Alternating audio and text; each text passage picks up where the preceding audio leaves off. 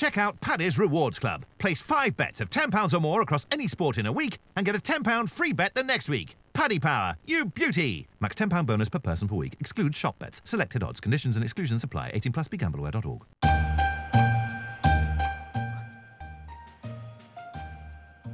A season's greetings, a very warm welcome to this week's Racing Post Football Postcast. I'm Dave Clark of the Racing Post, joined by colleague Ian Wilkerson. Hey up, Dave. How you doing? Donning a very smart my best jumper clobber, there. best festive clobber. On the line we also have James Milton from the Racing Post. James, sore head after last night's Christmas do. Yeah, it was the sports desk Christmas do. So a few drinks were taken, but I was pretty professional. So yeah, raring to go today.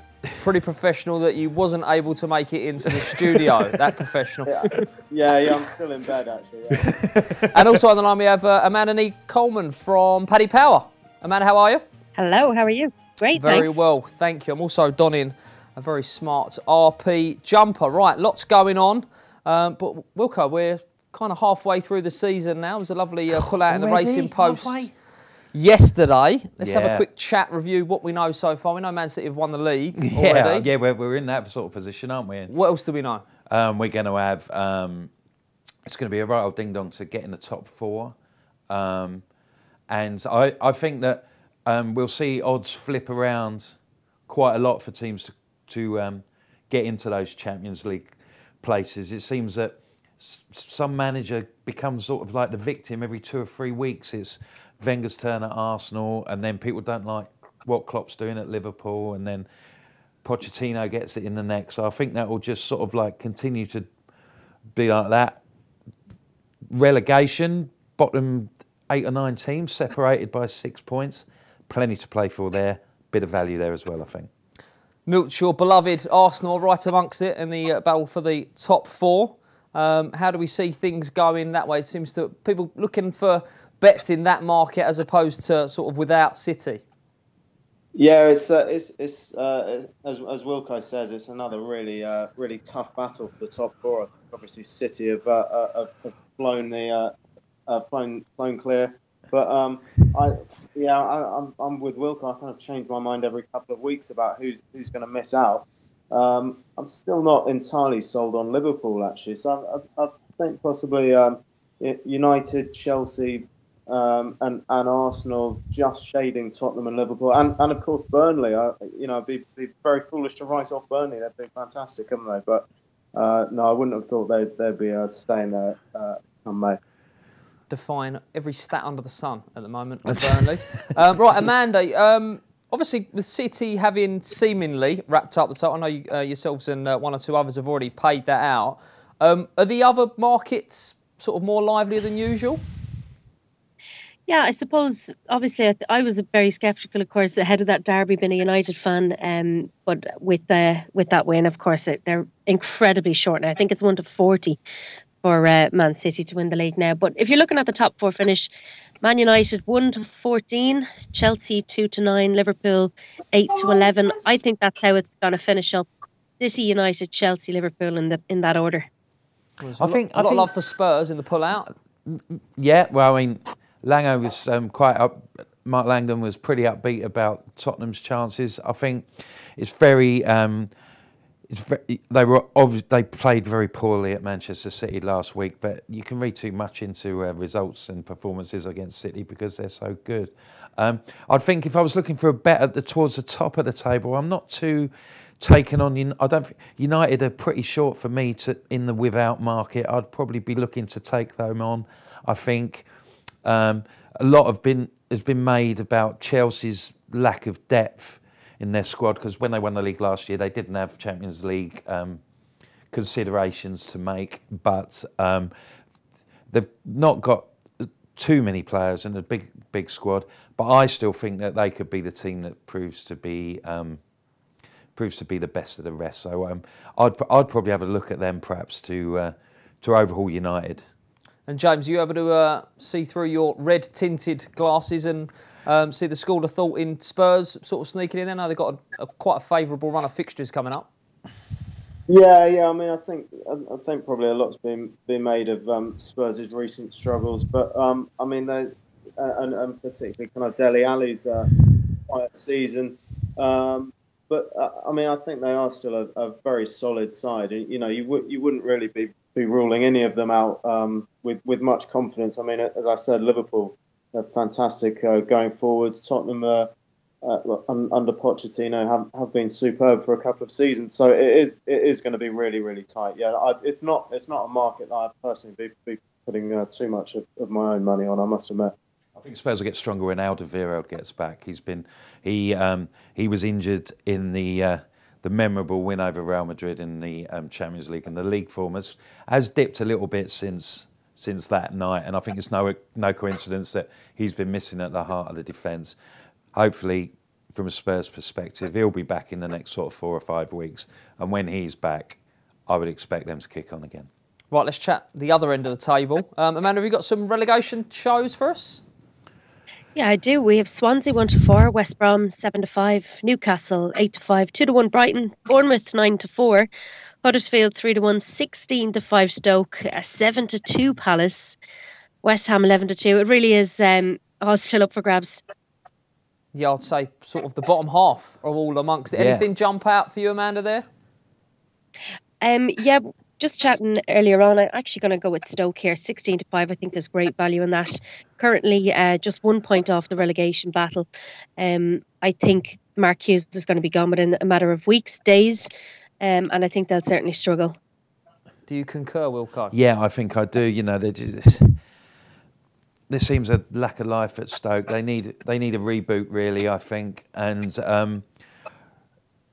the Coates family are renowned for being very patient with their managers, and they don't like to chop and change and jump, you know, throw the baby out with the bathwater. And I just don't think. I think they're struggling. And what's really hit some of the established Premier League teams this year is that the 3 teams that have come up have made a decent fist of staying up this year, and that's caused a lot of panic among the other teams. We've already seen several teams change their managers. Paul Clement got the sack earlier this week at Swansea. He's the latest casualty. I think Stoke will follow that pattern. I think if they stick with Hughes, I think that people will become increasingly pessimistic, and might not necessarily be one of the worst 3 teams in the Premier League, but at the prices, if you're getting over 3-1, I'd take that. I think that's a decent bet. There's 2 votes for Stoke. Milts, are you going to make it a third? I do think they are the value at this stage, actually. I must say, I'm just looking at their fixture list. They've still got away fixtures at Manchester United, Chelsea, Liverpool and Arsenal, so those are tough games. And when you think of their away games at the Big Six already this season, they lost 7-2 at Manchester City and 5-1 at Tottenham. So, you know, not looking like picking up too many points from those 4 games. I've had a little bet on Newcastle at 11-2 earlier in the season, so I'm desperately hoping that this big takeover doesn't come to fruition. I don't want them signing Mesut Ozil and Gareth Bale in January, but yeah, they're in a bit of trouble, and Stoke, as we've all mentioned, just look very stale. I mean, you know, losing 3-0 at home to your beloved West Ham, Dave, doesn't bode very well, does it? No, not at all. Right, let's move on to the Carabao Cup. I did manage to catch, as Milts mentioned, beloved West Ham at the Emirates, and just about managed to stay awake during that one. There was some interesting results. Obviously, they were lucky, Mourinho said. Well, he would say that, wouldn't he? You know, does he give anybody any credit about anything? You know, he's been on Guardiola's back on all sorts of stuff between, you know, from the ribbons he wears on his shirt. You know, it's just concentrate on your job, mate. Sort yourself out. Take the rough with the smooth like everybody else and get on with it. They're gone. Let's forget about them. Let's get a show from Amanda then, please, for the outright. Outright with Man City at 4-6, Chelsea 11-4, Arsenal 4-1, and Bristol 25s. 25-1. Not for me, but no, a big probably price. not. Yeah. Milts, anything jump out there? I mean, there's not bundles of value in that market. No, I mean, whoever was going to get Bristol City in the semi-finals were going to be pretty happy with themselves, and obviously it's Manchester City, you know, needed penalties to get through the last 2 rounds, but yeah, I mean, with that trophy, possibly the first of 4 that's a pretty enticing carrot for them to take it seriously from now on. Arsenal did beat Manchester City and Chelsea in the semi-final and final of the FA Cup, of course, last season.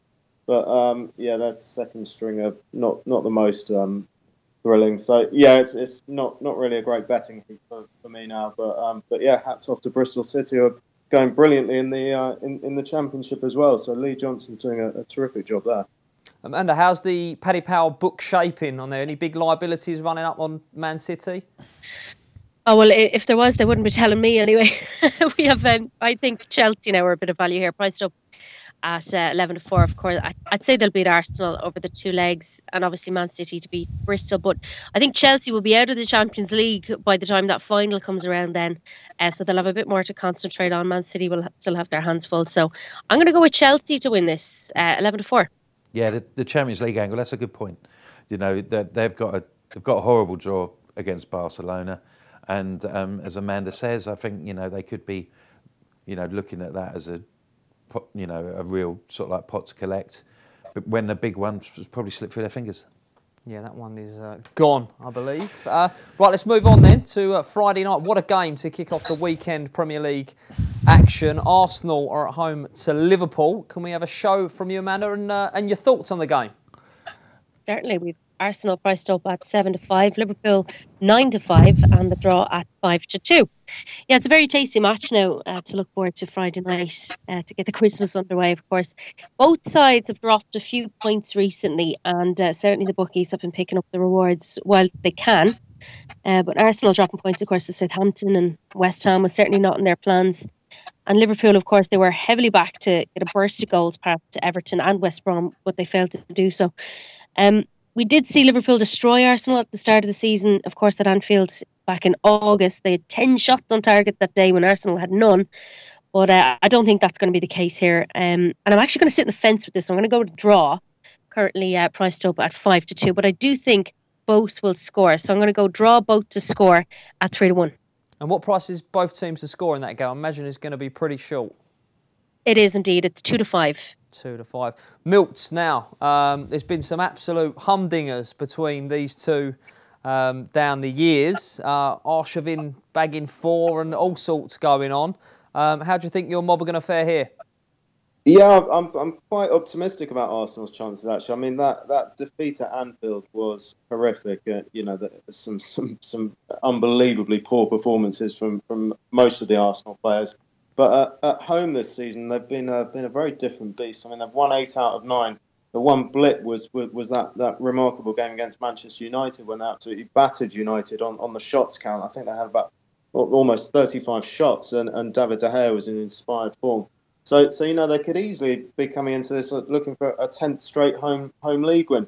I think Arsenal and both teams to score could be the way to go here. Liverpool, that always question marks over their defence, particularly away from home.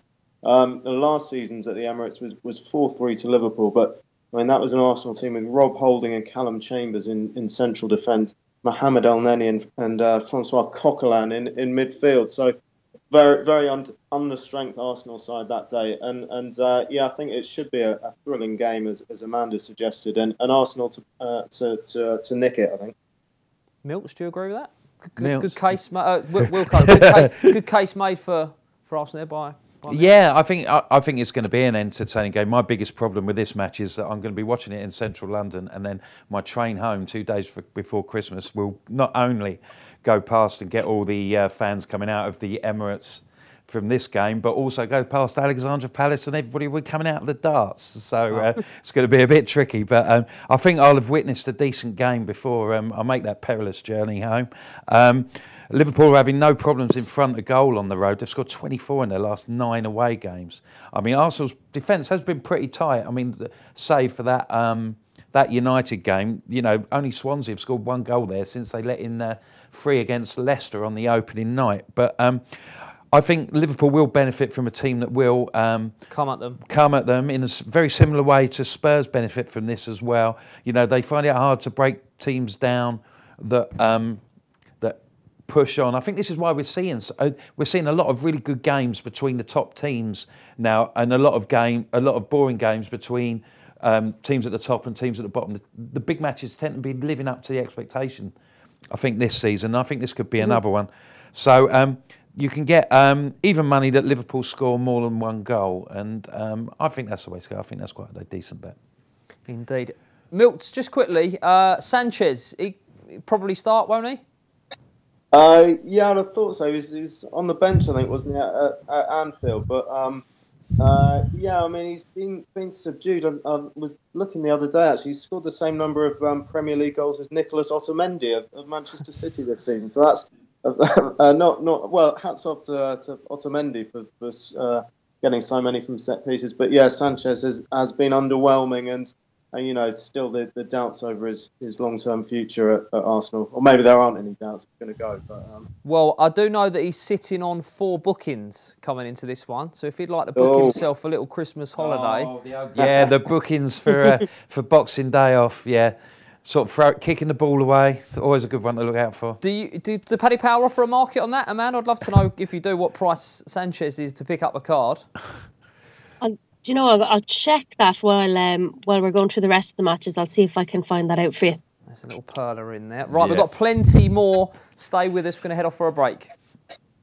Check out Paddy's Rewards Club. Place 5 bets of £10 or more across any sport in a week and get a £10 free bet the next week. Paddy Power, you beauty! Max £10 bonus per person per week. Excludes shop bets. Selected odds. Conditions and exclusions apply. 18 plus. BeGambleAware.org.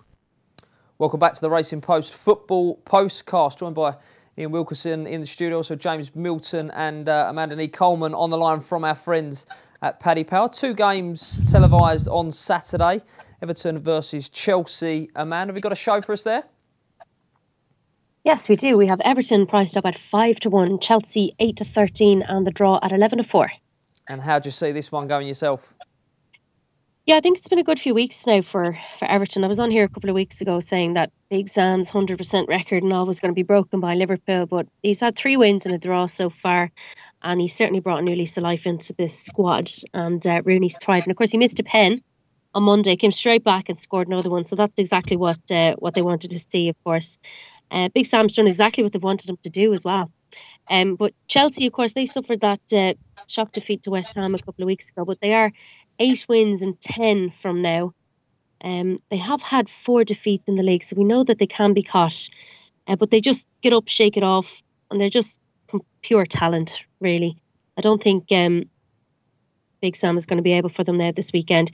Morata and Willian, it's going to be very hard to keep them away from the front door. And of course, they even scored last night, didn't they, in the Carabao Cup? Both have already got goals past them this season already. Scoring in the Premier League, of course, they beat them 2-0, and in that League Cup they knocked them out when it was 2-1. So I am going to go with Chelsea and a similar scoreline again. We've 2-0 priced up at 13-2 and 2-1 at 7-1. Look, how do we weigh up Chelsea at the moment? They're a very tough side to get right at the moment. Yeah, I think they're suffering from the fact that City are so good. I think it's offering a perspective which is perhaps a little bit unfair on the performances and the results that they're gaining. I mean, they lost to your boys. They lost at West Ham. You know, they missed a couple of really good chances towards the end when they could have definitely taken something from that game. And like Amanda says, they've suffered 1 defeat in their last 10 matches. I think they can go up to Goodison and do a job. I mean, Everton they've taken 13 points from their last 15 available, but their 4 wins. Who have they beaten? They've beaten West Ham who were absolutely shocking up there, been that 4-0 before Moyes got his teeth into them and has sorted them out defensively. Huddersfield, Newcastle struggling, and Swansea who were bottom of the league. I mean, they were fortunate to get a draw in the Merseyside derby. Liverpool did dominate that game. And as I said, Chelsea's recent record's been decent. I do like the Toffees have looked sharp up front. Calvert-Lewin seems to be flourishing under the new manager. Rooney's got a bit more of a lease of life. We're not obviously going to see the same player that we did 10 years ago, but he's looking to, you know, in the last few weeks, he sort of like had that galvanising impact that Koeman or whoever decided to sign him at Everton anticipated him having at the start of the season. For all Chelsea's good performances, they have only kept 3 clean sheets on the road, so that makes Chelsea and both teams to score at 13-5 of interest to me. I quite like that one for this one. Milts, how do you see it? Yeah, I mean, I think the 8-13 Chelsea looks short enough for me. I quite like Eden Hazard. Each way first goal scorer at 4-1. Looks a decent bet there. Scored 4 times in his last 7 away games for Chelsea. And Everton's defence obviously better organised under Sam Allardyce, but not the most mobile. Hazard could trouble them. Echo what Wilco's saying about Everton's decent run coming up off the back of some very soft fixtures. I mean, that one tough game they had was obviously Liverpool away, where they're absolutely hopeless and somehow got a point from the game. They've taken 2 points from 8 games against teams above them this season. So that stat kind of points to why Chelsea are so short. But yeah, Eden Hazard to open the scoring for me. Interesting stuff. Perhaps Everton a side to get against in the coming weeks. Right, we move on. 5:30 kick-off. Burnley versus Spurs, Wilco, and Europa League ding-dong, isn't it? 6th versus 7th, incredibly.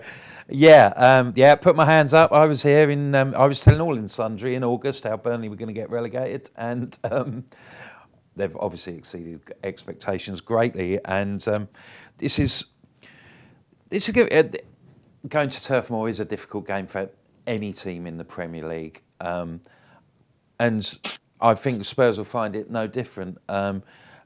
It will probably be a scrappy game. Spurs have got a lot to prove after the way they performed at the Etihad last week.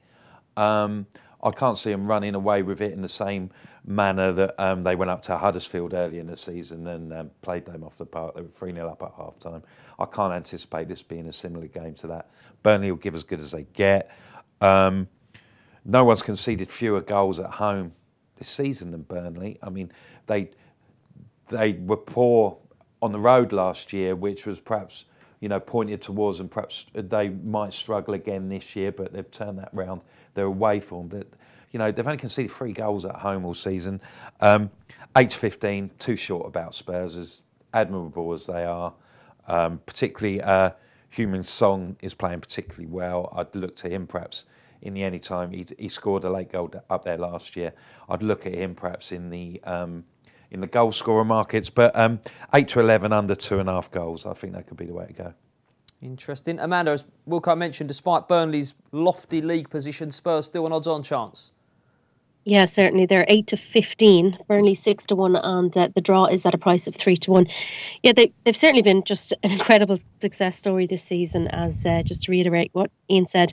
It's just mad, though, that they finished 16th in the Premier League last year on 40 points, still on the right side of Christmas, and they've 32. So it's just really a credit to what they've been doing at home and away this season. Mentioned as well, they've scored 8 goals in their last 10 matches, but have won 6 of them. So we know that they're low scoring, but they certainly have a pretty busy calendar coming up now. Spurs, Man United, Liverpool and Man City all in the next 2 weeks. So I think they're going to take a tumble down the table. And I think this is where it's going to start. So they did share points at the start of the season, of course, at Wembley. And that was during the Wembley hoodoo stage for Spurs. And they got a very late winner there. But Spurs, even though they were thumped by City at the weekend, they still certainly showed touches of class and skill. And I just think they're going to be a bit too much for Burnley. So I am going to go with a Spurs win. But they don't concede many. So I'm going to say 1-0, which is 9-2, or possibly 2-0, which is at 11-2. I like the sound of that. Milts, what's the secret then? They seem to be defying all these stats, Burnley, but they, as I say, they are sitting in 6th currently. Yeah, I mean, I think part of the secret was certainly early on in the season was they were quite lucky. I mean, they had those amazing results at Chelsea, amazing win at Chelsea, and then drew at Tottenham as well, and they did ride their luck in those games. But they've just got a system, and the players obviously love what Sean Dyche is doing there. There's you look at so many of the teams in the Premier League and just see these ridiculous kind of individual defensive errors, and teams switching from 3 at the back to 4 at the back, and not quite knowing what they're doing at the back. And Sean Dyche just knows how to set up a defence. I mean, with that in mind, I think the 4-6 about one or both teams not to score, it looks a pretty solid odds-on bet. These are 2 excellent defences, 2 of the best defences in the league, and that bet has popped in 8 of Burnley's 9 home games this season.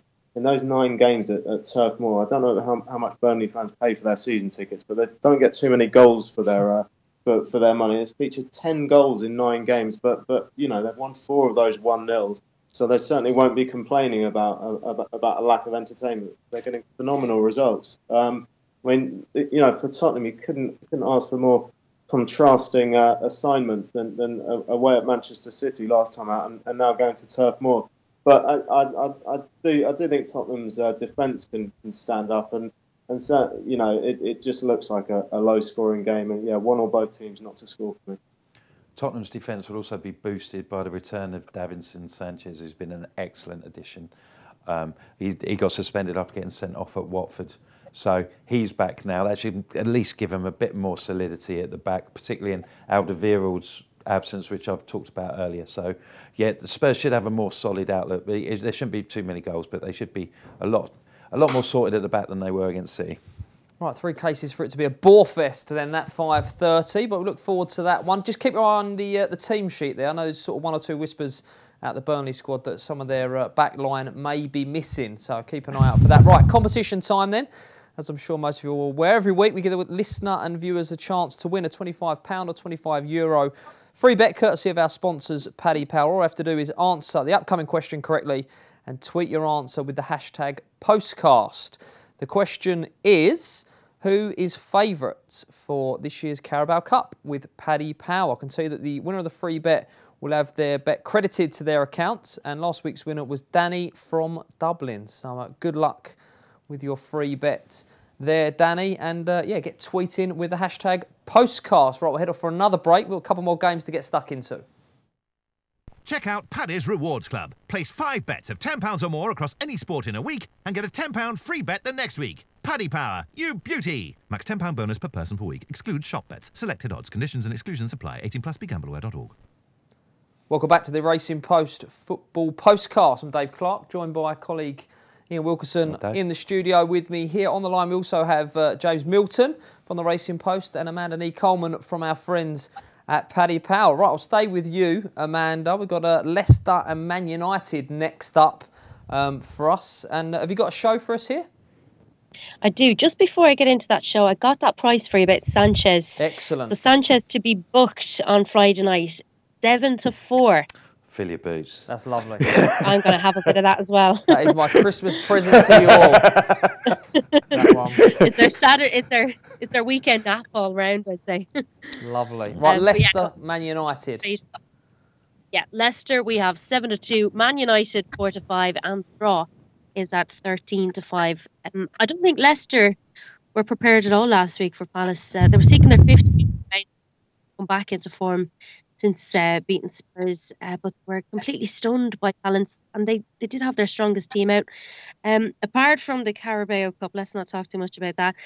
Man U certainly looked like they're shaping up to be a bit of a dream team, of course. And it comes down to a handful of players who were all missing last night. Matic, Young, Mata, De Gea. I think they're very tough to play against when they have their full squad out, and I think Leicester won't be able for them. They got that shock, as mentioned, of course, off Palace, and should have really been picking up those 3 points when they can. But obviously, we mentioned that they were both dumped out of the Carabao Cup, so they'll be both looking to pick it up again and pick up 3 points. And I think it's going to be 2 Premier League losses on the spin for Leicester, I'd say. I'm going to go with Man United to win, punished up at home, and I'll go with a 3-1 scoreline at 13-1. 3-1, a convincing win then for Man United from Amanda. Now, Mills, Amanda mentioned that Palace result, but Palace are a side that I rate quite highly. So, I don't think it's, 3-0 to Palace is 3-0 to Palace, but I don't think it's a badder result as everyone is quite making out.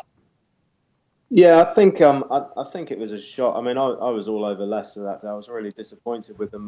Palace had come in. I don't think they'd scored in their previous 10 away games. So that was the shock. But as you say, Palace now under Roy Hodgson are very different to the shambles they were early in the season.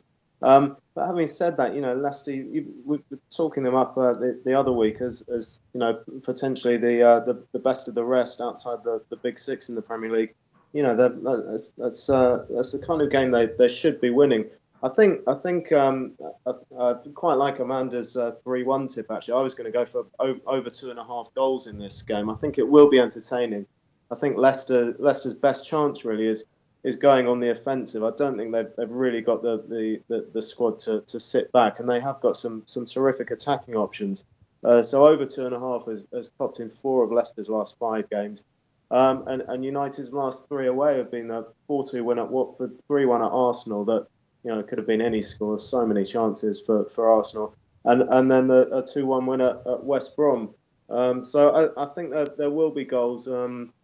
But yeah, as Amanda said, I think United probably be too strong for Leicester.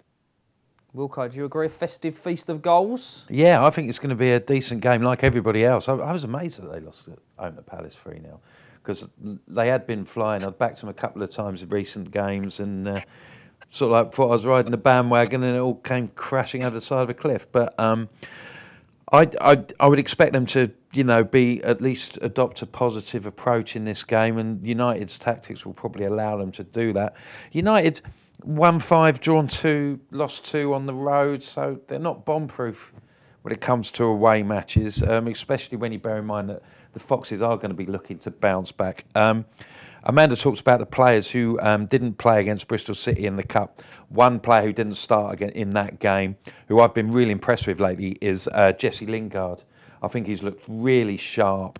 His pace has caused a lot of problems for teams. He's buzzing all over the place. He's looking a very tidy player and worthy of playing in a Manchester United team. And I note that he's 11-4 to score at any time. And I think he could have quite a big impact on the game. So I'll be back in that. He's a busy bee. He's a Lingard. I'm sure he'll be buzzing about. Right, let's move on to the rest of the Premier League fixtures then. Right, we'll sort of go for a quick fire bet from each of you and maybe a line or two. I'll come to you first, Amanda. Let's kick off with Brighton versus Watford. Brighton 6-4, 15-8 Watford, and 21-10 the draw. I think both teams have hit a bit of a rough patch recently. Brighton have conceded 23 goals this season, but 9 of them were in their last 4 games. They both kind of flipped on their strengths. So I think they've had a tougher run of games recently, Brighton. So I'm going to go with them to win at 6-4. Milks for you in that one? Yeah, I think Brighton probably the value. Yeah, Watford seem to have hit the buffers a bit, and Brighton very strong at home. I mean, the doubts is over their goal scoring, but very very solid defensively. And yeah, I think they could just nick this. Okay. Well, the draw looks a bit of a short price at 21-10, but I would think that these teams are quite hard to split. They're of equal ability, and there's not much between them. And I think this one could finish level. Right, let's move on to Man City versus Bournemouth. Give us a show, Amanda, and then tell us how many Man City are going to win by. Man City are 1-12, Bournemouth are 25-1, and it's 10s for the draw. They were sensational against Spurs at the weekend, weren't they? Bournemouth struggling big time. They couldn't hold on to the ball last week against Poole Bournemouth. And I'm going to look for the value here. I've scoured the market. Obviously, how much are they going to win by? I'm going to go with Man City to win both halves, which is 4-5. I like that. Wilco, I like that one. 4-5. Yeah, 4-5. I've noted that Man City, although they're taking on all comers and they're winning their matches comfortably, it does take them a little bit of time to get going. And the approach of teams is sort of like, they just man the barricades for as long as they possibly can. And I note that the time of the first goal line is very low at 18 minutes. Usually they are, around the 23-24 margin. 5-6 at the first goal comes after the 18th minute for me. And Milts for you, how many? If I was going correct score, I think this could get messy. I'd go 5-0 or 6-0. I think Bournemouth are just not equipped to sit back and frustrate a side like City. We saw that in their defeat to Liverpool last weekend.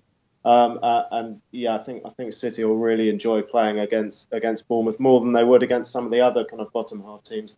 For the bet for me, I'd quite like the 10-11 about Raheem Sterling scoring at any time. He's just been absolutely rampant in front of goal this season. He's starting to show real kind of poacher's instincts of being in the right place at the right time. And shade of odds on against in a game where I think City will win comfortably. That looks a decent price for me. Marvellous. Right then, Amanda, down to the south coast, Southampton versus Huddersfield. Southampton are 4-7, Huddersfield 11-2, and the draw is at 11-4. I think Huddersfield have had a dismal away form this season. As we know, they've got 4 goals past Watford last week. Southampton have only 3 home wins so far, outside with a draw for the second time here this season between the pair, and that's 11-4. Okay, 4-7 seems quite short about Southampton for me, Wilco. Absolutely, yeah, I'm not convinced by them at all. They've looked a bit better in the last couple of weeks. Since Charlie Austin's been back, they've had a bit more oomph up front. They made a very bright start when Arsenal went down there a couple of weeks ago and looked all over the place early on in that game. But I'm not really convinced by Southampton. And Huddersfield, as Amanda said, they had a great win at Watford. That's going to be a big boost for them, and they will think that a trip to Southampton will be a game of an equal level as a trip to Vicarage Road. So I'm going to take a chance on them. I think they could get something here. And 7-2 on a draw no bet, I think that's a good option. Marvellous. James Milton, the Racing Post, give us a bet for that game. Yeah, I'm always keen to take on Southampton. I think possibly the way to go here could just be under 2.5 goals at 8-11. I mean, before that Watford game, Huddersfield really struggling for goals away from home. Southampton struggle for goals anywhere. I don't think they're very good at all, and I'm not expecting great things from this game. Okay, fair enough. Right, what a game this is. Stoke City versus West Brom, Amanda. And it's live. We've 6-5 for Stoke, West Brom 5-2, and the draw is at 11-5. We talked about Stoke, of course, been in big trouble. We all agree that they are big contenders to be relegated. 1 win in 6, conceding 15 in those games. West Brom haven't won a game since August, though, and I can't back Stoke after saying I think they're going to be going down. So I do think this could end up in a draw, and it's priced up at 11-5. Welcome, Mr. Pulis. Yeah, can't get too excited really about this one. I think when you look at the results coming in at 5 o'clock and you see them and you think that game will be last on Match of the Day, I think it will be this one. Both teams struggling for goals. Can't see them really making much of an impression. No goal scorer for me, which is probably about 6-4. Just quickly, Amanda, what price is no goal scorer in that game? Well, let me just get that now. We have a long list of markets, so...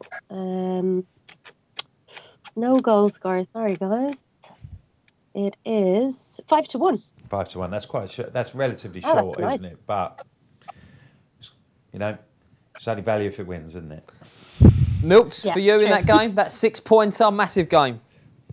It is a big game. Like Amanda and Wilcar, not expecting fireworks, I must admit. I mean, Alan Pardew's clearly focusing on building from the back at West Brom. Scored 1 goal in his 4 games in charge, and I think you just don't want to back either of these teams. So the draw by default for me. By default. Okay, right. Let's move on to the mighty West Ham hosting Newcastle, Amanda. And how do you see this one? And give us a Paddy Power price. West Ham 11-10, Newcastle 13-5, and the draw is 23-10. I think West Ham have been liberated and revived under Moyes. 3 clean sheets in a row now. Newcastle 1 point out of 27. It's a West Ham win here, 11-10. Confident selection for the Hammers there, Wilco. Yeah, I'll never say I like West Ham, but I think they'll win this game. They've got a bit of a new lease of life, haven't they? I mean, you'll know, you'd have seen a lot more of them than me. But they've just sorted themselves out, and it doesn't take too much to drag a team up away from the bottom, does it? You have got to be a bad team to get relegated. And I think they're just going to, a bit like Palace perhaps, they're going to have enough. And these are the sort of games that they're going to need to win if they're going to not have any problems. And I think if the crowd stay on side and they make a decent start, then I would anticipate that they could beat Newcastle. So, yeah, odds against, I think that's a decent bet. 11-10, so 2 votes for the Hammers. Milts, yourself? Yeah, I'm going to complete the hat-trick. Yeah, I think they're a pretty solid bet at home to a Newcastle side who are really struggling. I mean, just looking at West Ham's recent performances, that 2-1 defeat at Manchester City, which is a terrific result, really. There's given this season's standards. And then obviously beat Chelsea, drew with Arsenal, and won at Stoke without conceding a goal. So I think they'll certainly be able to keep Newcastle out. Newcastle short of goals at the best of times, and I think West Ham can claim the points here. Good man. I like the sound of that. Right, let's move on to Swansea hosting Crystal Palace, then the final of the Premier League games. Amanda, what are the prices there with Paddy Powell? Yeah, we've Swansea at 23-10, Palace 7-5, and the draw is at 2-1. Massive away win, of course, for Palace last week. That was really needed. I'm going to go with the momentum and side with them again here. They're priced up at 7-5 to beat managerless Swansea. Managerless Swansea, indeed. Yeah, he's gone. Yeah, poor old Paul Clement. It's a bit of a shame, really, because he got the chance, and it was a different name. They tried something different, and he seemed very amiable sort of bloke. I was quite, I was hoping that he'd be able to pull it round down there, but it doesn't look like, he's gone now, so he wasn't able to. I like Palace. This would be my nap of the week, I think. Swansea are down on their luck. There doesn't seem much of a the manager's gone, but there seems a lack of direction down there, whereas Palace have made the change earlier, and Roy Hodgson's got them flying. It was a great result at Leicester. Wilf Zaha's playing really well. The results are coming. Like West Ham, they look like they've just turned the corner, and I think they'll be going down to Wales very confident, and they'll come back with the points. Okay, Milts, for you, we've got two sides here sort of moving in opposite directions on the Premier League table. Yeah. I mean, I think Swansea had to get rid of Paul Clement, really. Yeah. They've just looked at what the managerial changes have done for other clubs like Palace and West Ham. They lost 6 of their 9 home games. So I think Palace, but after that win at Leicester, I think they're probably the value bet here as well. I think they're a side really set up to do well away from home. Lots of pace on the counter attack, and I expect them to win this game. Marvellous stuff. Right, there you go. This the guys' thoughts on the rest of the Premier League action there. Right, let's switch to the continent, shall we? Real Madrid versus Barcelona. No small matter, If there wasn't Milko. enough football to watch this weekend, it's great. Well, I'm looking forward to this one. Yeah, these are always great games, aren't they? I mean, not just the quality of the players on show, but if you don't want to go out your house and you like a nice Saturday evening tear up, then there's nothing better than a Real Madrid-Barcelona game, is it? But we need a bet for the game. The bet for the game. Well, I'll give you 2. Go on, Would you like 2? Barcelona 14 points clear if they win this game. I think that's a massive motivation for them, and I think they'll get the job done. But I think there tends to be a lot of goals in these matches. So I'll be backing Barcelona at 21-10, but I think they'll concede. And Sergio Ramos always tends to have an effect on these matches, either by getting himself sent off or by finding the net. And 8-1 to score at any time might be worth a little small interest. It does like to score in this fixture. Right then, Amanda, give us some prices from Paddy Powell. Yeah, sure. Real Madrid are 11-10, Barcelona 21-10, as Ian mentioned, and the draw is at 11-4. If you're looking for value, I think Barcelona are absolute value at 21-10. Obviously, 11 points clear of Real Madrid, but Real Madrid starting to come back into a little bit of form now after getting the Champions League group stage woes out of their way. But I think they're just too good. 21-10 for Barca is just is pretty big. Yeah, I like the sound of that. What about yourself, Milts? Yeah, I think that does look a big price. I mean, the one concern you'd have as a Barcelona backer is, if it's 1-1 with 20 minutes to go, or whatever, Barca don't really need to go mad looking for that winner because they've got such a chunky lead over Real in the league. I like the look of Luis Suarez, 9-2 to score first. Actually, he's had a fairly slow start to the season, but 6 goals in his last 7, and I'm with. Fairly keen on Barcelona, so it should create chances, and he could be the one.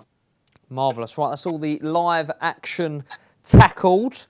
Now we're going to dig out the guys' best bets of the weekend. This will not be beaten. Ian Wilkinson of the Racing Post, you have the floor. My best bet, as already mentioned, is Crystal Palace to win at Swansea. Swansea a bit all over the place. Sacked their manager this week. Don't seem to know whether they're coming or going. Palace know where they're going. The only direction they're going is up the table. So, Crystal Palace to beat Swansea for Wilco. Milts? I'm going for Leeds to beat Hull in the Championship. Leeds have won 4 of their last 6. Oh, sorry, my daughter's just come in to give her best bet, I think. Sorry, I've got Tigger to see me. Sorry, where was I? Leeds to beat Hull in the Championship. They've won 4 of their last 6. Their only blip was a defeat at runaway leaders Wolves. And Hull have taken 2 points from a possible 33 against teams in the top half. And they're not likely to add to that tally at Elland Road. I've got to queue up another episode of Hey Dougie to keep her quiet now. Apologies for that. Right, 2 votes for Leeds there. 1 from Milts, 1 from Tigger. And yourself, Amanda, complete the treble for us. Well, we mentioned it as well already. I'm actually going to side with West Ham. I think it's a result I'm most confident with in those Saturday matches and odds against. You're getting about that 11-10 for West Ham. Okay, and what does the treble pay? I'll put you on the spot a bit there if you've been... A tenner gets you 92 quid. I like the look of that. Lovely stuff. Solid looking. Christmas Right, I'm a bit reluctant to go back to Milt, so I'll come to you, Wilco. Anything catch the eye on the Boxing Day fixtures? Yeah, my Boxing Day nap would be Huddersfield to beat Stoke, 6-4. Terry's, as we mentioned, they had a cracking win at Watford. I'd expect them to get a good result at Southampton and on Saturday, and then perhaps build on that against a team who are struggling for goals, and that could be the game that sees them go. I mean, if Stoke are beaten tidily there up at Huddersfield, then that could be the game that sees the end of Hughes. If he's not gone already, he'll Could have done. definitely be gone. We don't know. There, Yeah. Milts, are you with us? Yes, yeah, I'm here, fully focused. Right, yeah, excellent. I like the look of Huddersfield as well. We've spoken about Stoke's problems. The other one, I mean, you're always wary of backing Liverpool at cramped odds, but I think playing against Swansea at home, I think this could be the one when they really cut loose. So yeah, get with Liverpool, kind of maybe even -2 on the handicap. That's around 13-10. I think Swansea will be ideal opponents for Liverpool, and they can, no more of those frustrating home draws for them. I think they should brush Swansea aside quite comfortably. Yeah, it could get messy, that one, I agree. And Amanda, finally for you, anything catch the eye Boxing Day? Yeah, I completely agree with both of the lads' elections there. But I'm actually going to go with Spurs half-time, full-time against Southampton here. The first of 2 clashes they'll actually face in a calendar month as well. Spurs have won 3 of the 4 head-to-heads here and should win this comfortably at Wembley. Half-time, full-time, even money. Excellent, marvellous. Plenty of matches and bets to get stuck into. They're flagged up by the guys to get your Christmas money. We'll be back with another football postcast on Thursday, the 28th of December. If you do like the shows, make sure you review and subscribe on iTunes. We wish you a very Merry Christmas. Check out Paddy's Rewards Club. Place 5 bets of £10 or more across any sport in a week and get a £10 free bet the next week. Paddy Power, you beauty! Max £10 bonus per person per week. Excludes shop bets. Selected odds. Conditions and exclusions apply. 18+. BeGambleAware.org.